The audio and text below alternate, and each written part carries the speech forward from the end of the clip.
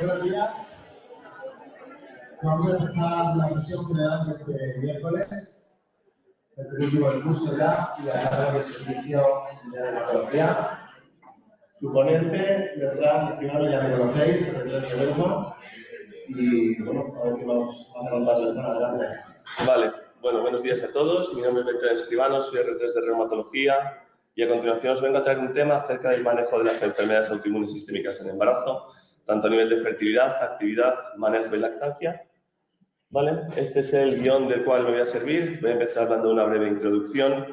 A continuación voy a hablar de la fertilidad en nuestras pacientes con enfermedades autoinmunes. Después de la planificación del embarazo o la consulta preconcepcional que preparamos a nivel reumatológico. Obviamente en la parte ginecológica no me voy a meter tanto. Y luego a continuación voy a hablar de la actualización de las guías de tratamiento de los fármacos antirreumáticos, de las guías EULAR que han salido el año pasado, tanto de la parte materna como la paterna, ¿vale? Que también hay que tener en cuenta la paterna para la planificación preconcepcional. Luego el seguimiento del embarazo, la lactancia y las conclusiones que extraemos del tema. Vale. Entonces, a modo de introducción, la prevalencia y el impacto de las enfermedades autoinmunes sistémicas. Sabemos que las enfermedades autoinmunes sistémicas sí que es verdad que según las guías, pero principalmente afecta al 8% de la población general, entre el 5 y el 8, y de las cuales hasta el 80% de estas son mujeres, de las cuales el debut suele ser en edad fértil, de los 15 a los 45 años. La planificación en todas ellas es crucial, ya que el embarazo en las mujeres es importante recalcar que no está contraindicado en absoluto, no en absoluto, en algunos casos sí, que luego matizaré, pero debe ser planificado cuidadosamente desde nuestras consultas y debe manejarse obviamente por equipos multidisciplinares. ¿Vale? En cuanto a los riesgos específicos, los riesgos obstétricos propios de la madre y del embarazo, de los propios brotes de la enfermedad, ya que algunas enfermedades cursan de manera típica con brote durante el embarazo y otras durante el puerperio, las complicaciones neonatales derivadas, tanto inmunomediadas como no inmunomediadas, y las medicaciones teratogénicas que tenemos que manejar, que como sabemos hay muchas que lo son, que utilizamos en nuestra especialidad. Vale, los avances terapéuticos que hemos tenido con nuestras pacientes es que ha habido un desarrollo reciente en los últimos años de fármacos biológicos, JAK-inhib y demás elenco de medicamentos que lo que nos ha permitido es tener unas mayores tasas de remisión, estabilidad clínica en nuestras pacientes y ello que conlleva una reducción de la dosis de glucocorticoides. La comparación entre enfermedades, hay algunas que, como bien he dicho hace un momento, cursan en brotes durante el embarazo de manera más característica, pero tenemos mejores resultados del embarazo, así por ejemplo en AR, en el Sjögren, en espondiloartropatías y en conectivopatías indiferenciadas, peores en lupus y sobre todo si cursa con afectación renal y en síndrome antifosfolípido, y en general todas ellas en cómputo global tienen peor resultado global en el embarazo. ¿Vale? Los riesgos específicos tienen una mayor susceptibilidad o riesgo de subfertilidad o de infertilidad por el estado preinflamatorio. Y el enfoque clave es que debemos de vigilar los resultados adversos derivados de la propia enfermedad, el ajuste de medicación desde el momento en el que conocemos a la paciente, ya que suelen debutar, como bien he dicho, en edad fértil, y monitorización de la actividad de la enfermedad, la cual puede fluctuar durante el embarazo. Y el mensaje esperanzador que tenemos para nuestras pacientes es que con una planificación preconcepcional se pueden conseguir embarazos exitosos sin resultados adversos, ¿vale? Y debe de tener un seguimiento multidisciplinario, como he dicho. Vale. La fertilidad. Nuestras pacientes tienen una edad materna más avanzada, tienen una subfertilidad o una fertilidad reducida, lo cual conlleva que tengan embarazos exitosos a unas edades mayores que la población media. Luego, la propia actividad de la enfermedad hace que haya más mujeres nulíparas, un mayor porcentaje, y que tengan menos hijos que las mujeres sanas. La reserva ovárica está disminuida, ¿vale? Tienen una disminución de la hormona antimuleriana que lo condiciona y suelen presentar esa menor reserva, como he dicho, y recurren más a técnicas de reproducción asistida.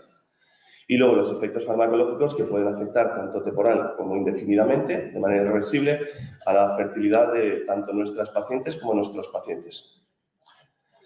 Las limitaciones que tienen por ello no únicamente son farmacológicas o biológicas, sino que también puede tener una implicación psicosocial, ya que nuestras pacientes muchas veces tienen cierto miedo a transmitir su enfermedad a la descendencia, también tienen limitaciones musculoesqueléticas, trastornos emocionales asociados y demás.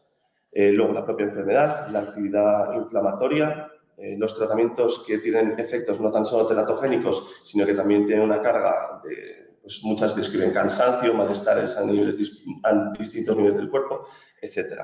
Y luego, sí que es verdad que muchas enfermedades autoinmunes presentan overlaps con otro tipo de enfermedades autoinmunes.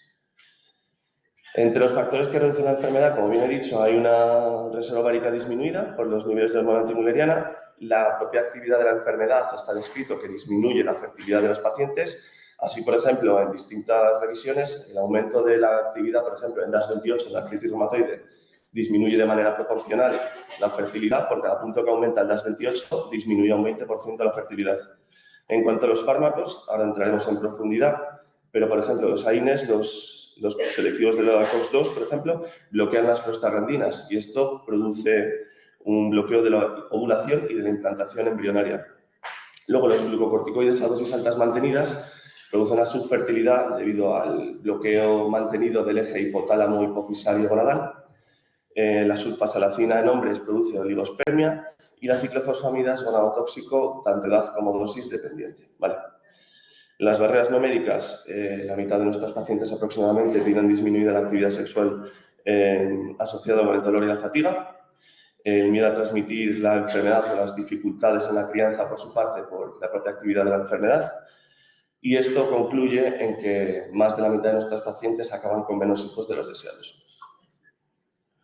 La atención preconcepcional en las enfermedades autoinmunes, las razones clave que tenemos para llevarla a cabo es que tenemos una cantidad no desdeñable de medicamentos teratogénicos, tales como el metotrexato y la leflunomida. Hay un mayor riesgo de infertilidad, con lo cual debemos de tener a la paciente en remisión o sin actividad durante un tiempo prudencial. Y la actividad propia de las enfermedades afecta al embarazo.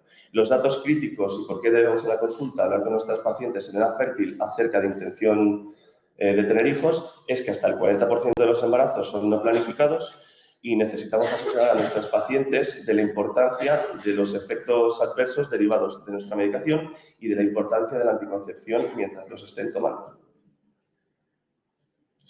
La planificación integral que hacemos desde nuestras consultas, obviamente no a nivel obstétrico ni ginecológico, sino a nivel reumatológico, tenemos que evaluar primero la actividad de la enfermedad para ver que esté libre durante este tiempo prudencial que os he comentado, hacer un perfil de autoanticuerpos que pudieran tener un paso transplacentario y afectar al feto, ver el historial productivo y de fertilidad, ya que los resultados adversos en embarazos previos nos pueden hacer pensar en recurrencia de los mismos, la anticoncepción efectiva si no se plantea el embarazo, ¿vale? Y revisar los medicamentos teratogénicos, que está asociado con el punto previo. En cuanto a la evaluación de la actividad, a pesar de que pongo aquí básicamente anamnesis dirigida, exploración y pruebas específicas, tenemos que hacer...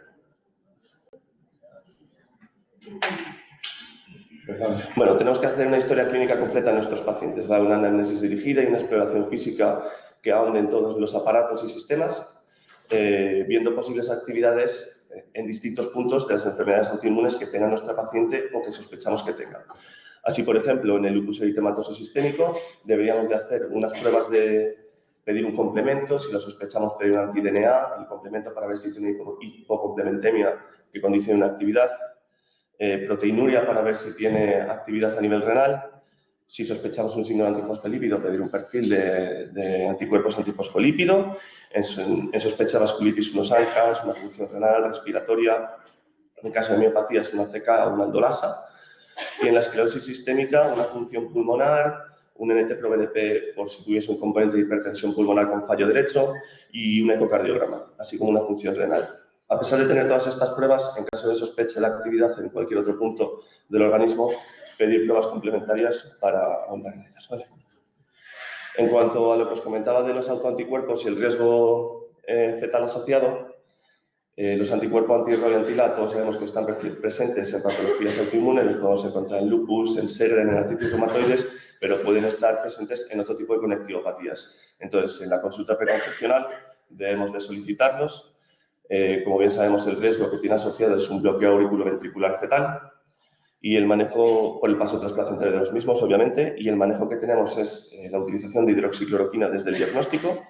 En caso de presencia, una ecocardiografía fetal reglada entre la semana 16 y 26 Y simplemente como pincelada, el nipocalimab, que es un fármaco que está en investigación, se utilizaría o se está estudiando para utilizar en caso de paso transplacentario de niveles elevados de IgG para el futuro poder llegar a utilizarlo. En cuanto a los anticuerpos antifosfolípido, luego hablaré de ellos de manera más profunda, pero tiene un riesgo de pérdida fetal, preeclampsia, parto prematuro y el manejo es aspirinas y heparina de bajo peso molecular a distintas dosis. ¿Cuándo debemos posponer el embarazo? De manera general, si tenemos una mujer con una artritis de reciente diagnóstico en el cual no sabemos el perfil de gravedad de nuestra paciente, sin ningún patrón ni un diagnóstico etiológico, ni tenemos tratamiento puesto a priori, deberíamos de esperar hasta afiliar la enfermedad en la cual está debutando. Si ya tenemos una enfermedad reumática que está diagnosticada, como mínimo esperar 6 meses viendo que está libre de actividad. Mujeres con enfermedad pulmonar o cardíaca grave, incluido hipertensión pulmonar, enfermedad pulmonar restrictiva o miocardiopatía, también debemos esperar hasta afiliar la gravedad. Y mujeres con hemólisis previa, con síndrome de Gel previo, sabemos que tenemos alteraciones en nuestros pacientes, con lo cual habría que esperar. Ok, ya entramos de manera más específica en las contraindicaciones relativas y absolutas, en las cuales, como podemos ver, las relativas son simplemente un grado menos que las absolutas. Brote de lupus o de cualquier otra enfermedad previa, enfermedad reumatológica de los 6 meses previos, el ictus también, ya que sabemos que el embarazo es una situación protrombótica, con lo cual habría que esperar. Hipertensión pulmonar, EPOC severo, insuficiencia cardíaca moderada, insuficiencia renal crónica en estadios avanzados 4 o 5 y un desarrollo previo precoz de síndrome de Gel. Y como vemos en las absolutas, pues es el estadio avanzado de las relativas, ¿vale? Una hipertensión pulmonar avanzada, una enfermedad renal terminal y una insuficiencia cardíaca severa. Bueno, esta tabla no voy a entrar muy profundamente, pero os la quería plasmar simplemente por ver que en las distintas enfermedades autoinmunes sistémicas hay distintos riesgos en distintos puntos del embarazo. Así, de manera característica del embarazo, los que tienen mayor riesgo son tanto el lupus, sobre todo el lupus con afectación renal y el síndrome antifosfolípido. Sin embargo, por ejemplo, la artritis reumatoide, una patología muy frecuente en nuestras consultas, por estado de inmunotolerancia durante el embarazo no suelen brotar, pero en el puerperio es muy frecuente el brote. En cuanto a los tipos de anticoncepción que se deben de recomendar por los distintos equipos, las distintas especialidades, simplemente hacer pinceladas de que el síndrome antifosfolípido, los anticonceptivos orales combinados están contraindicados por el riesgo trombótico que tienen los estrógenos, ¿vale? De manera que hay que priorizar el DIU hormonal únicamente con progestágenos, con levonorgestrel o implante de tonogestrel con nivel de evidencia 1A. En lupus activo o con anticuerpos antifosfolípido positivo, lo mismo, evitar estrógenos, ¿vale? En el lupus inactivo o sin anticuerpos antifosfolípido, aquí sí que habla de que se puede poner una terapia con estrógenos, pero a dosis bajas, ¿vale? A 20-30 microgramos. Y si no tenemos factores de riesgo cardiovascular asociados. Y el resto de las enfermedades autoinmunes sistémicas, individualizar. Según el riesgo trombótico, actividad de la enfermedad, perfil de anticuerpos antifosfolípido y el resto de comorbilidades. Entramos ya en el grosso de las guías nuevas que ha habido de fármacos de las guías europeas.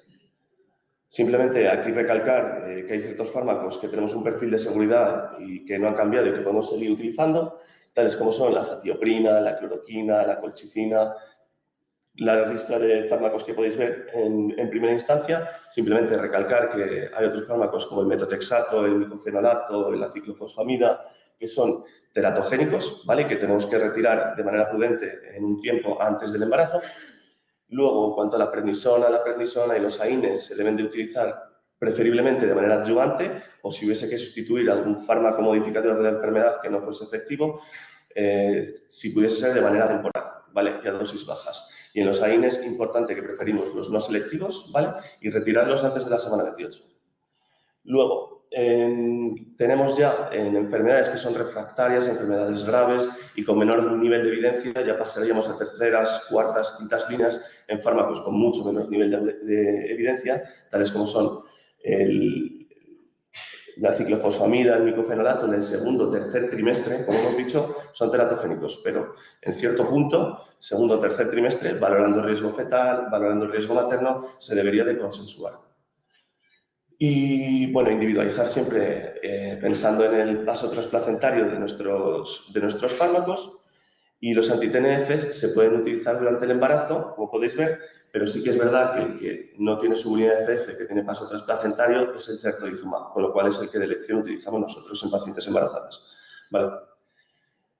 Ya en esta tabla entramos en otro tipo de terreno en el que ya avanzamos, unas líneas con mayor riesgo que asumimos, ya son otro tipo de estudios que no tenemos tanto nivel de evidencia, para control materno tales como el TOFI, el ustekinumab, el canakinumab, bueno, saber. Luego las vacunas, sabemos que las vacunas de virus no vivos las podemos poner en los niños recién nacidos en los 6 primeros meses, ¿vale? Aunque hayan utilizado algún fármaco modificador de la enfermedad y en función del tipo de fármaco modificador de la enfermedad, del tiempo de exposición y de las dosis, habría que individualizar para poner vacunas de virus vivos atenuados, ¿vale? Luego tenemos, en cuanto a la medicación paterna, que también hay que tener en cuenta, sobre todo y primordial, saber que la ciclofosfamida produce una oligospermia, una infertilidad que puede ser irreversible, con lo cual a priori deberíamos de evitarla. Y luego el resto de fármacos que vemos ahí, tenemos un perfil de seguridad, las guías son bastante más permisivas con el varón y sí que es verdad importante decir que el metotrexato lo debemos utilizar a dosis menores de 25 miligramos, ¿vale? A la semana. Y bueno, este resto de medicamentos, niveles de evidencia, como podéis ver, 5 o 4 no tenemos datos, con lo cual siempre intentar no utilizarlos y si los utilizamos como última instancia.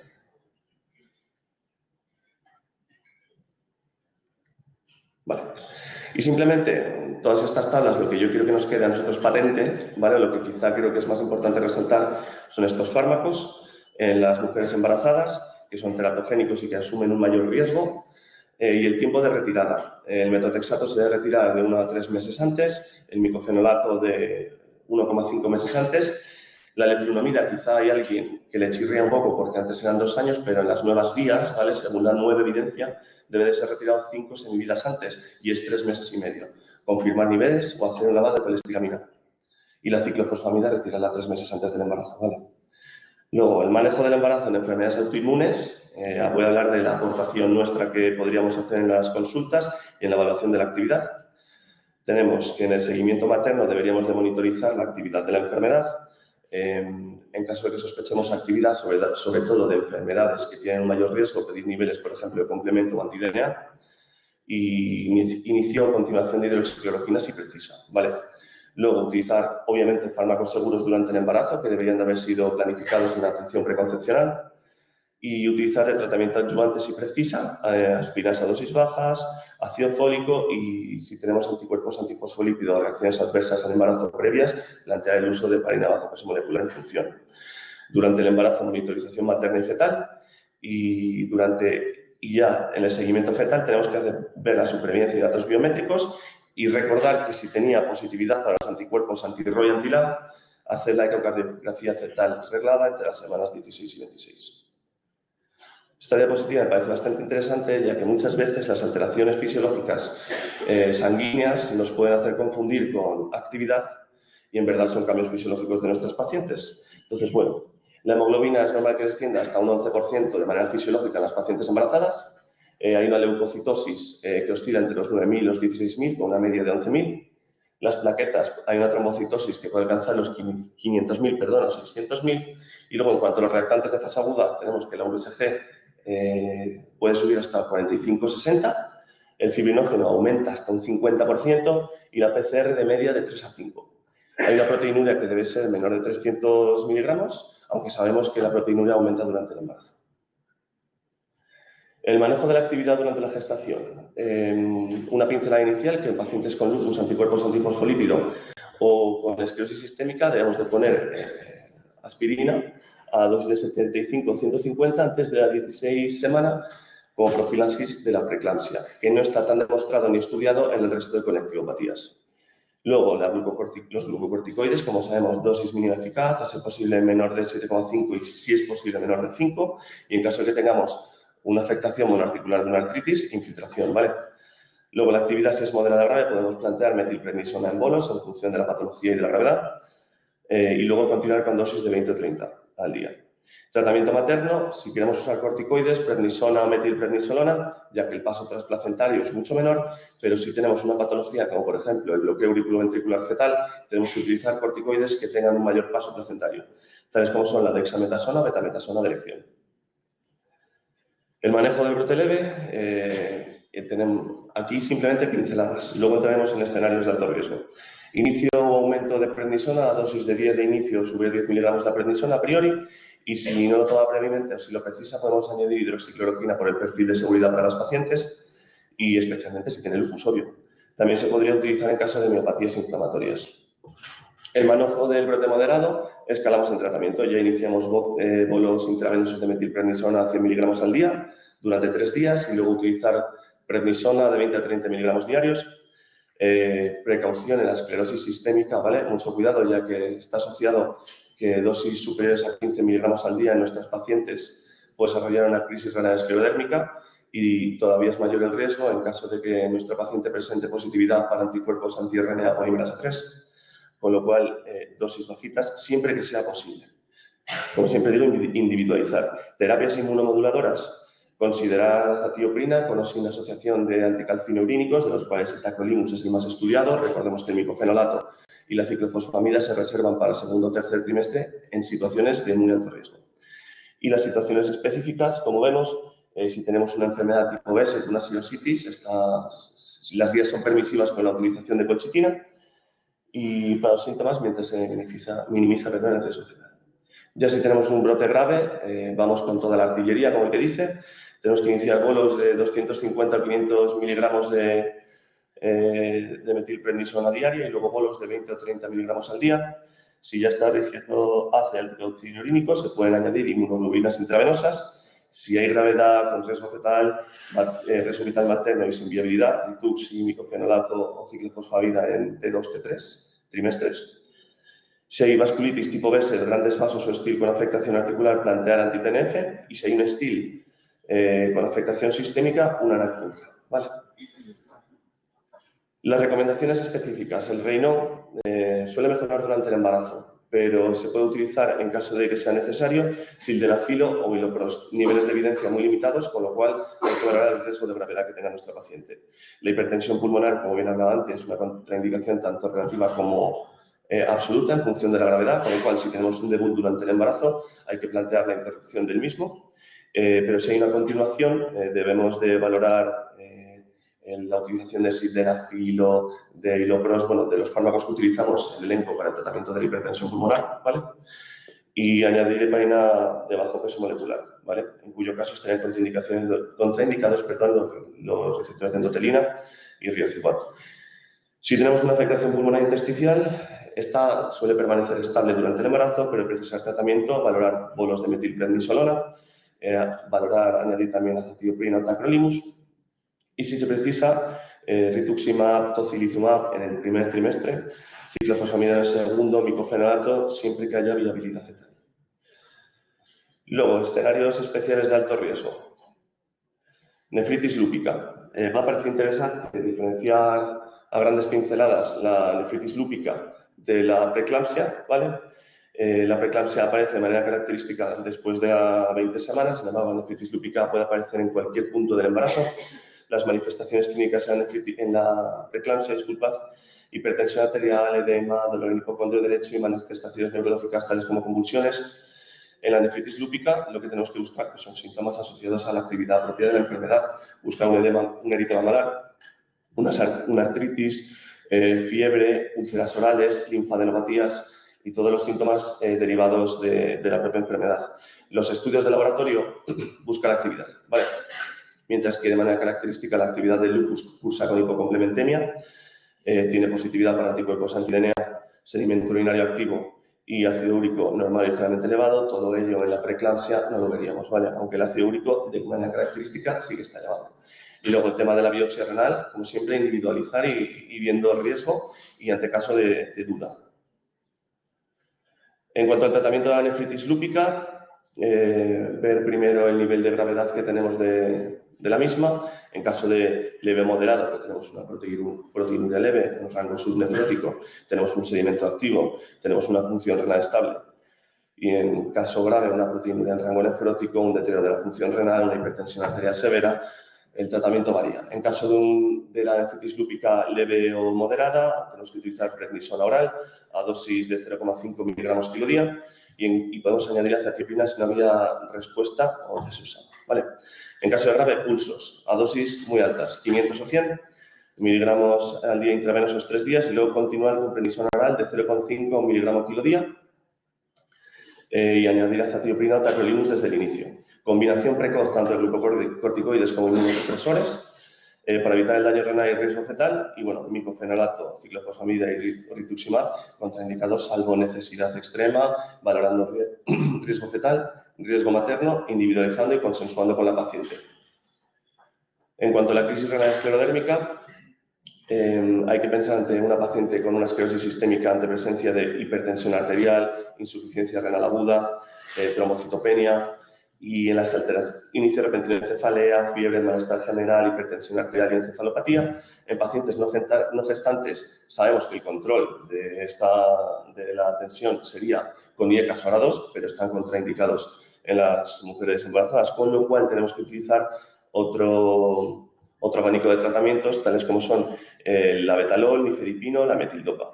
Y si a pesar de todo este tratamiento no es posible, pues podríamos utilizar los IECAS, los ARA2, y en caso de precisar, pues terminar en diálisis, ¿vale? En cuanto al síndrome antifosfolípido, ya como último escenario específico, depende de tanto los antecedentes como el nivel de actividad. En un SAP obstétrico puro, es decir, sin ningún tipo de antecedente de trombosis, se trata con ácido acetilsalicílico a 100 miligramos al día, con heparina a dosis profilácticas, ¿vale? Y desde la confirmación del embarazo hasta 6 semanas posparto. Y tenemos que iniciarlo antes de la concepción, si es posible. Luego, en cuanto si tenemos trombosis previa, aparte del diagnóstico de síndrome antifosfolípido, la heparina bajo peso molecular ya tiene que ser a dosis terapéuticas, aparte del ácido acetilsalicílico, ¿vale? Y se tiene que utilizar durante todo el embarazo hasta 6 semanas posparto. El síndrome antifosfolípido refractario se podría beneficiar de hidroxicloroquina a 200 a 400 miligramos al día y, si es necesario, corticoides a dosis bajas o inmunoglobulinas intravenosas, ¿vale? Y la monitorización, pues las diferentes pruebas que os muestro en la diapositiva de ecocardiografías seriadas y durante todo el embarazo y para la preeclampsia o otros escenarios. Y ya terminando con la lactancia, las tendencias que la lactancia de las madres ahora es similar a la población en general. Gracias a la planificación preconcepcional también tenemos en cuenta los tratamientos que son subsidiarios y que son aceptados en la lactancia, reducen riesgos maternos y fetales, infantiles, perdón, y los fármacos compatibles, la mayoría de inmunomoduladores que son seguros durante el embarazo, son seguros durante la lactancia.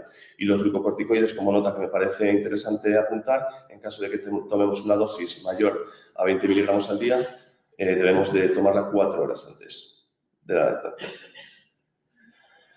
En cuanto a los medicamentos en la lactancia, tenemos aquí el elenco de fármacos que vemos, que podemos utilizar con niveles de evidencia en el margen izquierdo, como podéis ver. Volver a recalcar que los AINES debemos utilizar los no selectivos, como por ejemplo el ibuprofeno, y en general se es permisivo con todos los fármacos que veis. Luego, en el resto de fármacos que podéis ver ahí, tienen un menor paso a través de, bueno, un menor paso para el lactante, pero con niveles de evidencia ya mucho menores, ¿vale? Y también hay una evidencia, también saber que el metotrexato, el bosental y el sildenafilo son compatibles si no hay ninguna otra alternativa, ¿vale? Tenemos que reservar para terceras y cuartas líneas. Y las que veis en el margen último de la diapositiva, no hay evidencia, no hay suficientes estudios y son los siguientes escenarios que quedará por obtener datos para poder asegurarnos la seguridad del tratamiento. Y ya a modo de conclusión, el embarazo en nuestras pacientes no está contraindicado, salvo las contraindicaciones absolutas en escenarios específicos, pero debe ser planificado en remisión y con un tratamiento seguro.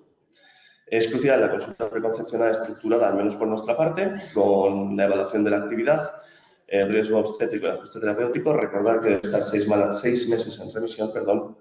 La mayoría de los inmunosupresores pueden mantenerse durante el embarazo, si son necesarios y seguros, salvando las contraindicaciones y, en caso de ser necesarios, en los trimestres estipulados según las guías. Deben de conocerse los signos y síntomas derivados de la actividad de cada enfermedad, sobre todo de las que de manera característica cursan con brotes en el embarazo, para identificarlos de manera precoz y aportar tratamiento por nuestra parte. El manejo debe de ser multidisciplinar y adaptado a cada paciente. La lactancia es posible y la exposición paterna a la mayoría de inmunosupresores es segura, excepto recomendaciones específicas. Y con esto ya hemos terminado.